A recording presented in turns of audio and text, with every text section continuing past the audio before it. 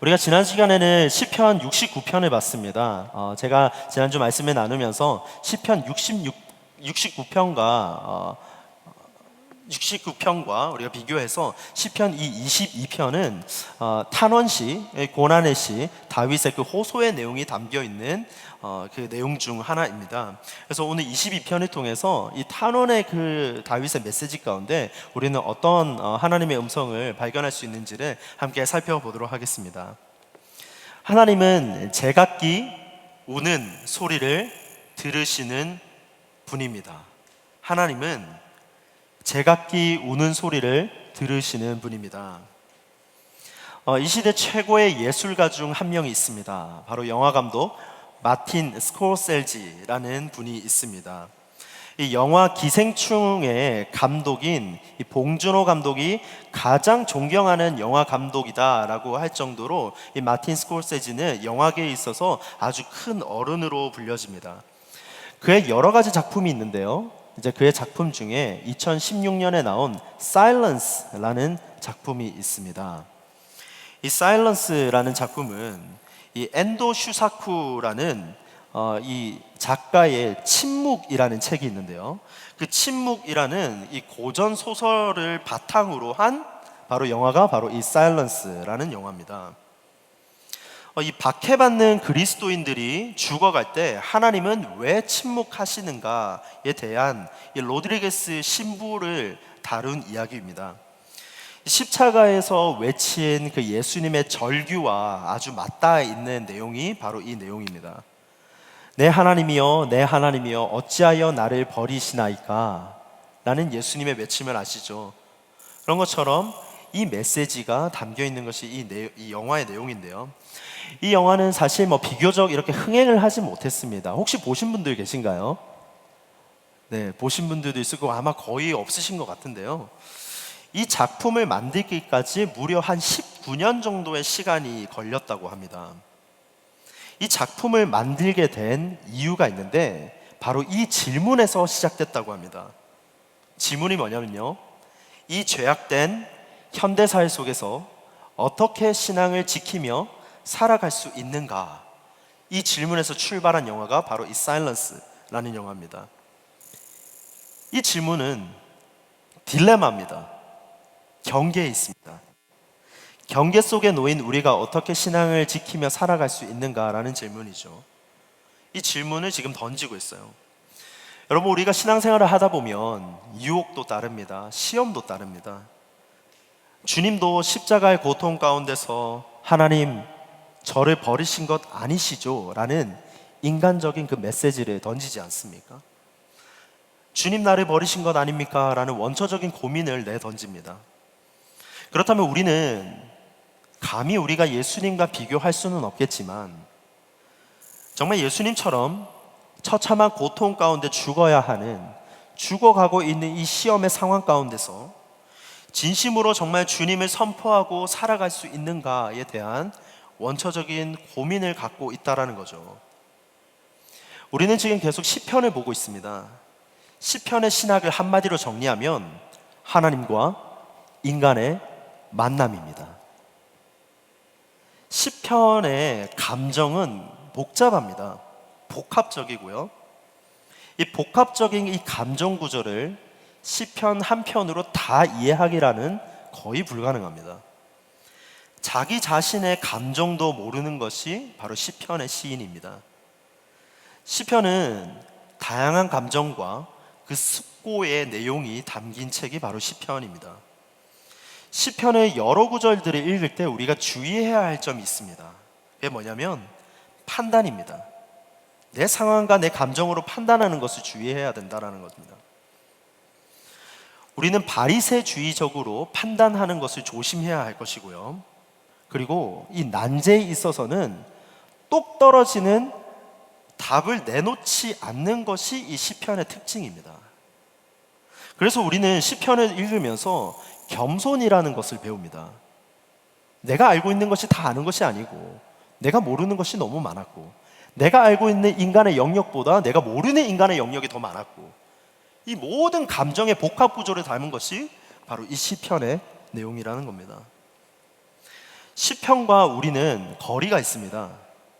이 거리를 이해해야 된대요. 2000년 전보다 훨씬 이전에 쓰여진 이 시편의 내용을 우리가 이 텍스트로만 다 감정을 이해한다는 것은 어렵다라는 것으로 시작을 해야 됩니다.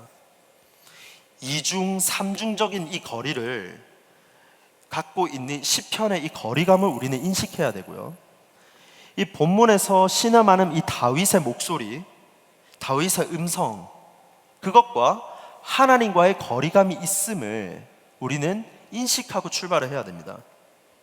그 거리감 사이에서 우리가 발견할 수 있는 것 하나는 뭐냐면 침묵입니다. 하나님 나를 버리셨습니까? 하나님 나를 왜 홀로 내버려 두십니까? 라는 감정이 담겨 있습니다.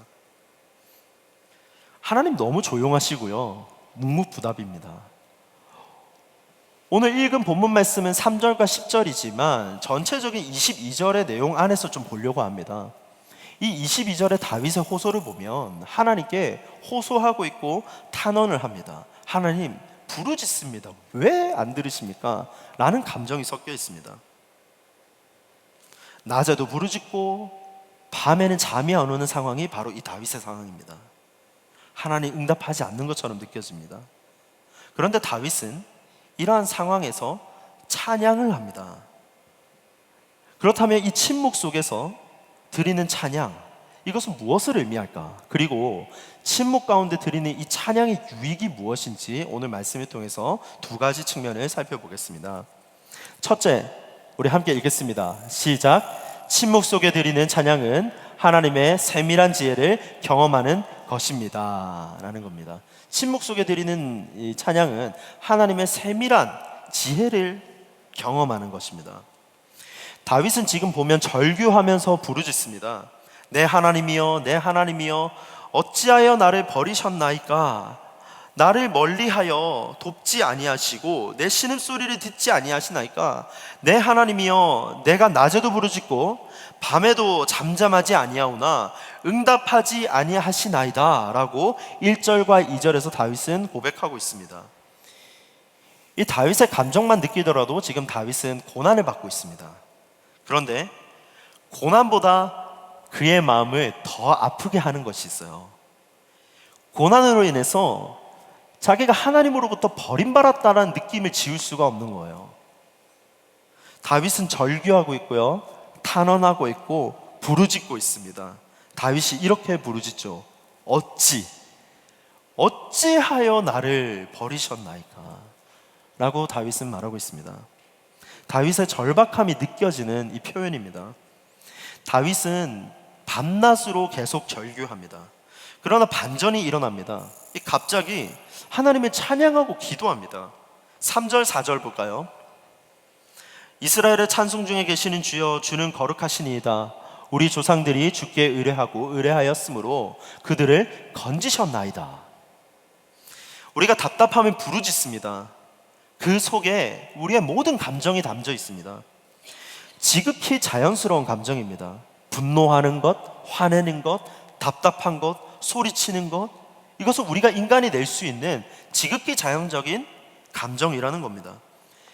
이 감정으로 말미암아 하나님은 우리를 새로운 차원, 아니 더 높은 차원으로 우리를 이끌어 주십니다. 바로 하나님의 임재입니다.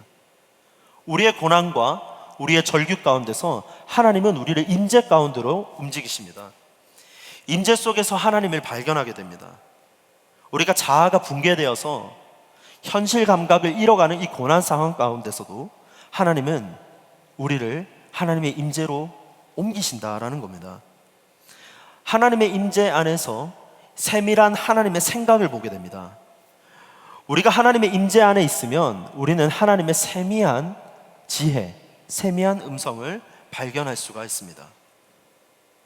여기 본문에 보시면 부르짖음이 나옵니다. 그런데 침묵이라는 것도 있습니다.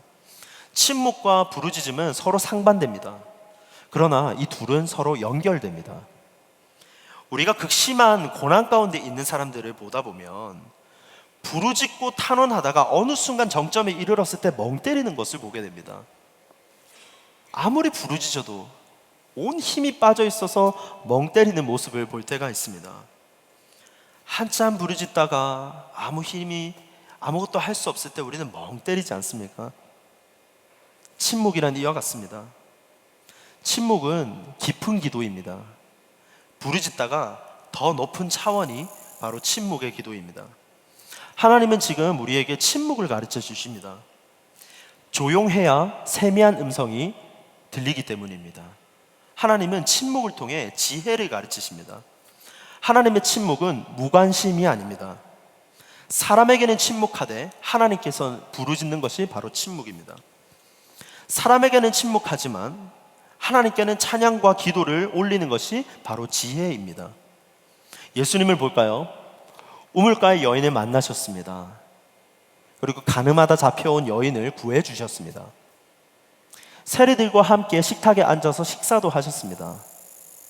그런데 사람들의 따가운 눈총도 받습니다.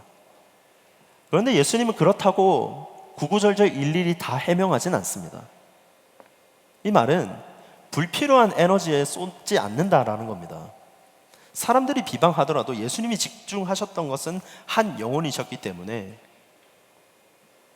나를 비방하고 미워하는 자들이 있다라는 것을 알고 계셨죠. 그래서 우리는 예수님을 통해서 이러한 지혜를 배울 수가 있습니다. 까닭없이 우리를 미워하는 사람이 있고요. 그리고 까닭없이 우리가 비방받을 때도 있습니다. 나를 비방하고 미워하는 자들이 있다. 그렇지만 우리는 에너지를 불필요하게 소모하지 않아도 된다. 대신 그 시간에 우리는 예수님을 바라보면 된다라는 거죠. 다윗이 하나님의 세미한 음성을 배운 지혜는 바로 침묵입니다. 가장 좋은 도피처는 침묵입니다. 하나님이 침묵하시는 것처럼 느껴질 때가 있습니다. 하지만 이 하나님의 침묵은 우리가 하나님만 볼 수 있도록 만드는 것입니다. 청년 여러분, 우리는 이 사회를 살아가죠. 우리 사회가 낳은 이 악은 갈수록 야비한 횡포를 일삼고 있고요. 도덕적인 기준들은 더 무너지고 있습니다. 정직한 시민으로 살아가는 것은 사회의 부적응자로 낙인 찍고 있습니다. 우리가 살아가는 세상에는 질 나쁜 사람도 있습니다. 거짓말이 난무한 사람도 있습니다. 권력을 남용하고요. 부정을 저지르는 사람도 있습니다. 그리고 심지어 사랑하는 사람을, 아내를 학대하는 사람도 있습니다. 교묘한 술수로 내가 이때까지 쌓은 프로젝트를 가로채는 사람도 있고요. 이간질하는 사람도 있습니다. 하지만 우리는 다음과 같은 성경의 기준들을 잘 알고 있다는 말이죠. 시편 1편 1절입니다. 복 있는 사람은 악인들의 꾀를 따르지 아니하며 죄인들의 길에 서지 아니하며 오만한 자들의 자리에 앉지 아니하고. 이러한 성경 기준을 알고 죄인들과 악인들과 동행하지도 않았어요. 가깝게 지내지도 않았습니다. 다윗이 그랬던 것처럼 우리는 그리스도인이라는 정체성을 갖고 그러한 사람들과 같이 있으려고 하지도 않았습니다. 그런데 사회는 우리를 그 시대에 편승하게 만듭니다. 악에 관하여 묵인하자니 동의하는 것 같고, 또 반대로 그와 맞서 싸우자니 극단주의로 몰아갑니다. 그러다가 가운데 끼에 있자니 회색분자, 그레이존이죠. 회색분자로 몰아가는 이 사회를 우리는 살아가고 있다는 겁니다. 그러면 도대체 이러지도 못하고 저러지도 못하는 상황 가운데 어떻게 해야 됩니까? 라는 질문에 하나님의 해답이 바로 침묵입니다. 침묵은 묵인이 아닙니다. 침묵은 신중한 태도입니다. 말의 서랍이라는 책이 있습니다. 이 책에 보면 이러한 문구가 있어요. 말이 내 입술에 머무는 시간은 길어야 10초지만 상대방의 가슴 속에 10년 넘게 지어지지 않고 남을 수 있다. 또 동일한 책에서 이런 말이 있습니다. 한마디가 한 사람을 바꾸고 한마디로 한 사람의 인생을 이해할 수 있다. 말이 진짜 중요하다는 거죠. 신중하지 못한 이 말 한마디가 상대방의 가슴 속에 박혀서 10년 넘게 지워지지 않는 상처가 될 수 있다는 겁니다. 그러나 우리는 작은 신음, 침묵으로 하나님께 뱉은 이 한마디는 하나님께서 들으시고 품으시고 응답하시는 기도가 된다는 겁니다. 침묵은 오만한 자들의 자리를 피하는 지혜입니다. 침묵은 자기 의를 내세우는 것을 막아줍니다. 그리고 피하게 해줍니다. 이 침묵은 혀로 아첨하는 것도 피하게 해줍니다. 혀의 죄를 짓지 못하도록 해줍니다. 우리는 연약합니다. 우리는 선하지 않습니다. 기회만 포착되면 언제든지 악을 저지를 수 있는 존재가 우리의 존재죠. 그래서 신학자 C.S. 루이스는 이렇게 말해요. 우리가 악한 사람들과 가까이 지낼 수 없을 만큼 우리가 너무 선한 사람이어서가 아닙니다. 오히려 그 반대로 그러한 사람들과 가까이 지내도 좋을 만큼 우리가 충분히 선하지 못하기 때문입니다. 라고 얘기해요. 사랑하는 청년 여러분, 침묵 속에 드리는 찬양으로 하나님의 이 세미한 지혜를 발견하시기를 바랍니다. 억울하고 힘들고 혹시 고난 중에 있습니까? 이 모든 어려운 상황이나 이 어려움들을 타인에게 돌리지 말고 이 모든 짐을 가져서 하나님께 나아가자라는 겁니다. 하나님, 내가 힘듭니다. 하나님, 나의 고통을 들어주시고, 하나님, 내가 어찌할지 모르는 이 상황 가운데서 내 기도를 들어주시옵소서. 그런 기도 가운데 반응하시는 분이 바로 우리 주님이신 줄로 믿습니다. 조용히 입을 닫고 하나님께 나아갑시다. 대신에 고통에 둘러싸인 나에게 응답하실 분은 우리 하나님이신 줄로 믿습니다. 둘째로 함께 읽겠습니다. 시작. 침묵 속에 드리는 찬양은 하나님의 확고한 사랑을 경험하는 것입니다. 침묵 속에 드리는 찬양은 하나님의 확고한 사랑을 경험하는 겁니다. 우리가 뭘 해도 안 될 때가 있습니다. 아무리 도저히 내가 모든 수와 모든 방법을 동원해도 안 되는 상황들이 간혹 있습니다. 그럴 때 나는 자격이 없는 것처럼 느껴지고요, 내가 이 길을 가는 것이 맞나라는 의문도 듭니다. 그런데 하나님께 기도했을 때 하나님이 반응하지 않는 것처럼 느껴질 때도 있단 말이죠. 그런데 이 침묵이라는 거, 이 침묵 속에 우리는 나의 참된 존재를 발견하게 됩니다. 이 고요함 가운데서 나의 참된 존재를 발견한다는 거죠. 저는 어떨 때면 저희 아이들에게 이렇게 가만히 내버려 둘 때가 있습니다. 그러면 어느 순간 이렇게 도움을 요청해요. 막 혼자 해보려고 하다가 도움을 요청할 때가 있습니다. 우리의 모습이 이와 비슷하지 않을까 싶습니다. 뭘 해도 안 될 때가 있습니다. 그럴 때 하나님은 침묵하시는 것처럼 느껴집니다. 그리고 침묵하실 때가 있습니다. 그래서 하나님께서 우리에게 이렇게 말씀하시지 않을까 감히 한번 상상해 봅니다. 그래, 해봐. 다 해봐. 다 해보고 잘 안 되지? 내가 도와줄게. 하나님의 이 반응이 이렇지 않을까요? 하나님은 우리를 방관하지 않으십니다. 하지만 하나님은 우리를 끝까지 지켜보시고 와칭하시죠. 그리고 우리의 신음 가운데 반응하십니다. 다윗을 보면요, 거듭된 실패를 거듭합니다. 반복된 좌절 속에 있습니다. 고난 속에서 자신감도 잃었고요, 자존감도 하락됐습니다. 다윗은 비참한 상황에 놓여 있습니다. 이 자신의 처지가 너무 딱한 거예요.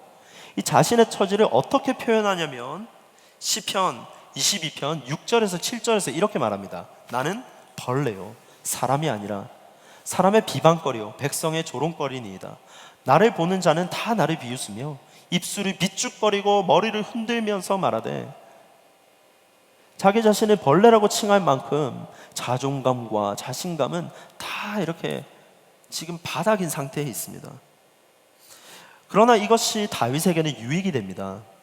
하나님이 그분의 확고한 사랑을 경험할 수 있도록 지금 단계를 만들어 가십니다.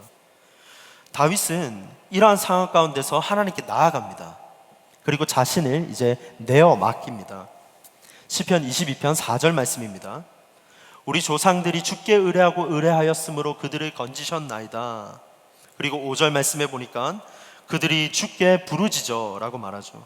10절 보겠습니다. 내가 날 때부터 주께 맡긴 바 되었고, 19에서 20절입니다.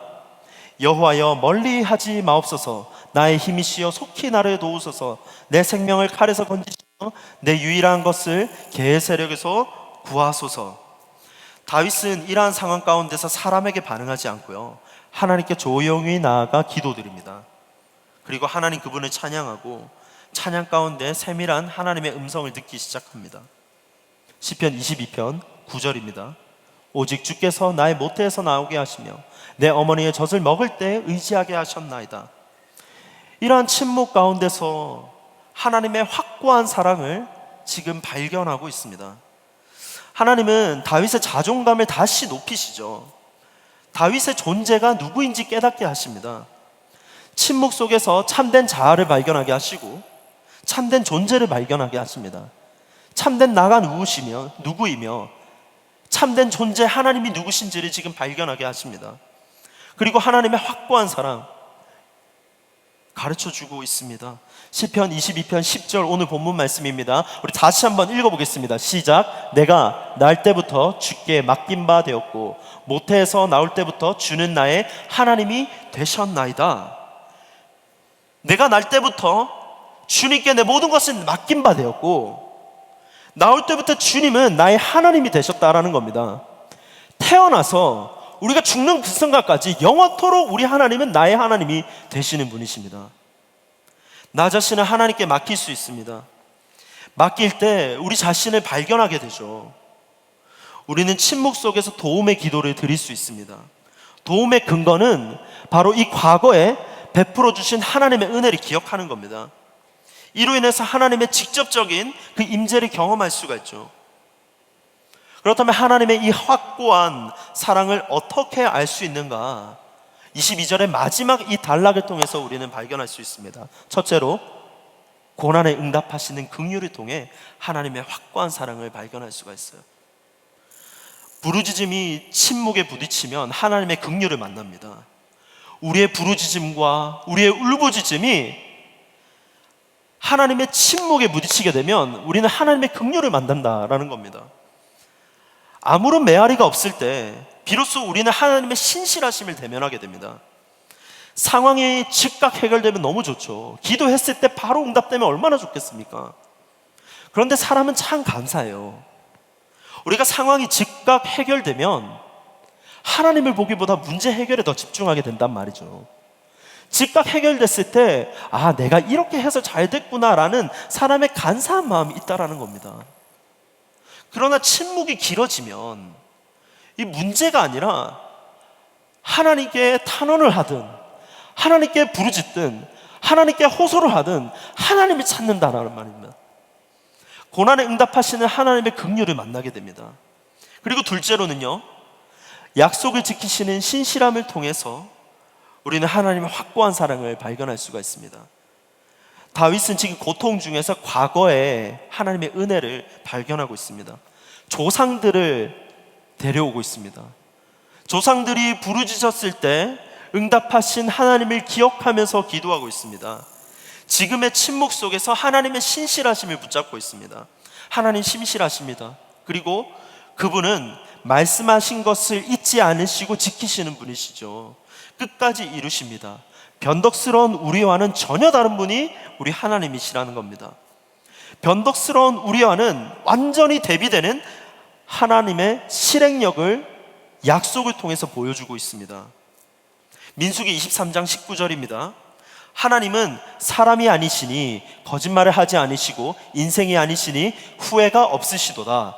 어찌 그 말씀하신 바를 행하지 않으시며 하신 말씀을 실행하지 않으시랴.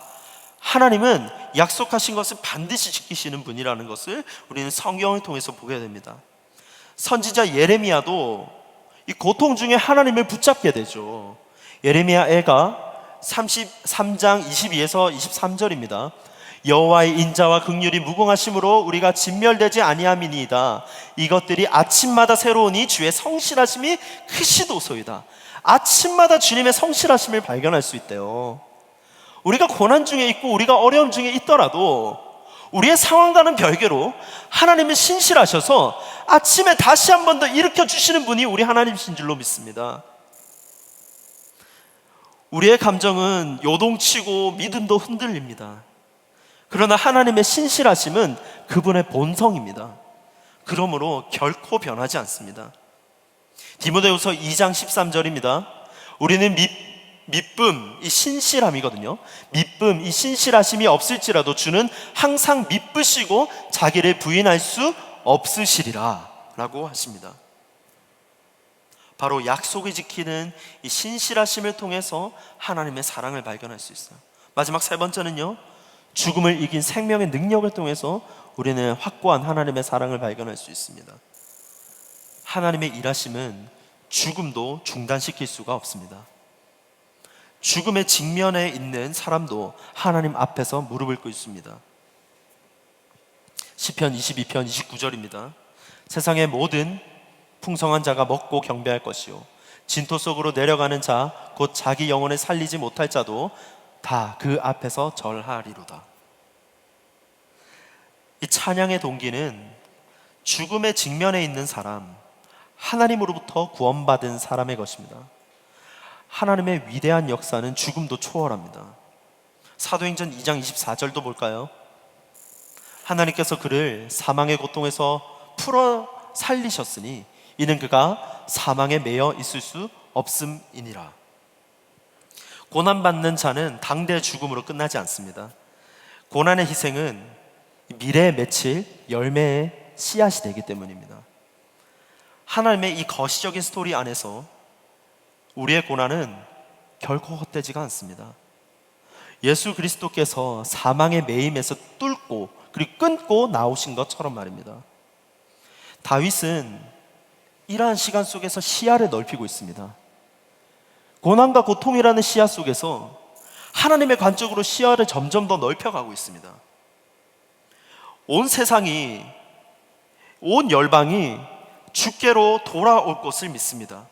현재의 고난은 장차 올 영광과 비교할 수 없다라는 사실을 믿고 있습니다. 저는 묵상을 하다가, 이 말씀을 묵상을 하다가 이런 생각이 들었습니다. 지금 이 22편을 작성한 시인은 정신분열자인가? 절규와 탄원의 시를 쓰다가 갑자기 하나님을 찬양합니다. 하나님이 너무 좋다고 찬양하고 기뻐합니다. 그러다가 다시 절규와 찬양을 하고 하나님을 찬양합니다. 왔다 갔다 합니다. 이처럼 우리의 감정도 우리가 모른다는 겁니다. 다윗도 지금 자기의 감정을 잘 몰라요. 이게 뭘까라는 질문이 생깁니다. 우리가 기도하다 보면 막 부르짖고 기도하죠. 하나님께 울부짖습니다. 그러다가 하나님께서 평안을 주세요. 그 순간 평안이 찾아옵니다.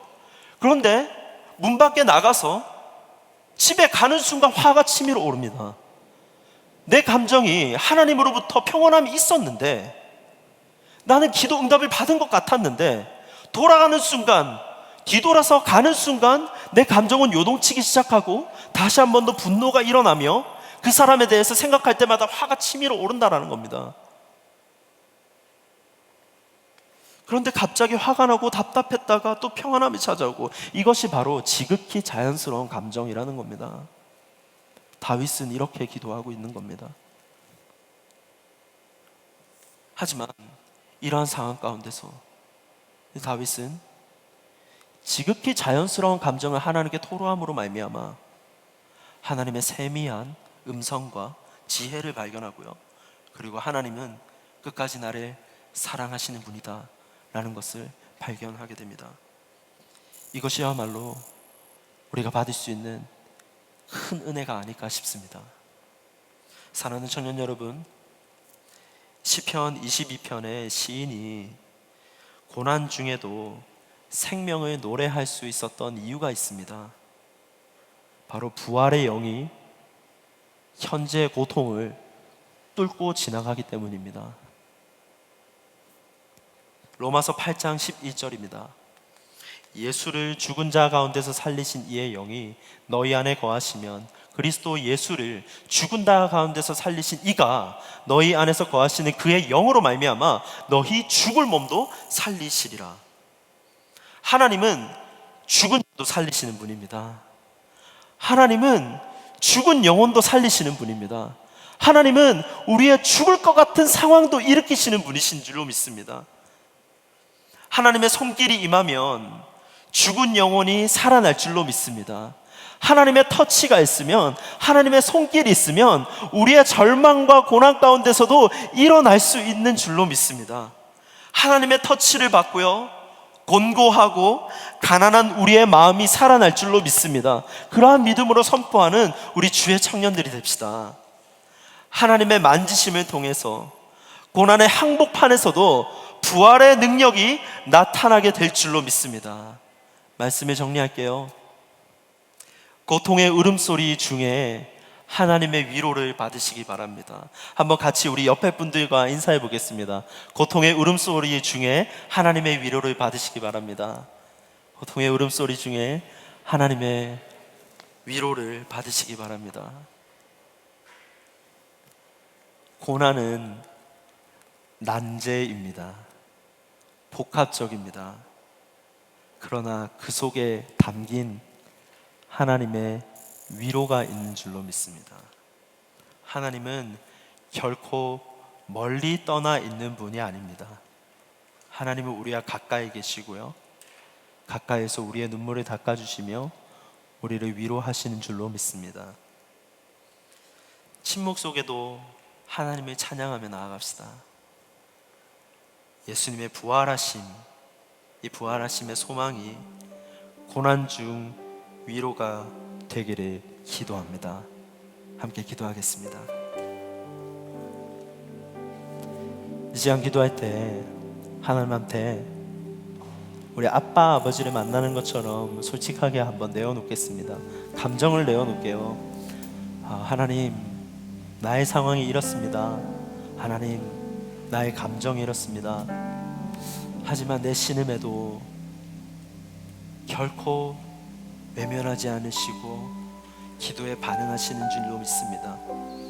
그리스도인이라고 살아가는 이 정체성으로 살아가는 것이 쉬운 것은 아니지만 가장 복된 길임을 믿고 내가 결단하며 나아갑니다. 하나님께서 나를 불러주신 것은 결코 실수가 아니고 하나님의 철저한 계획임을 믿습니다. 그러한 의지로 우리가 함께 조용히 기도함으로 나아가겠습니다. 기도하겠습니다.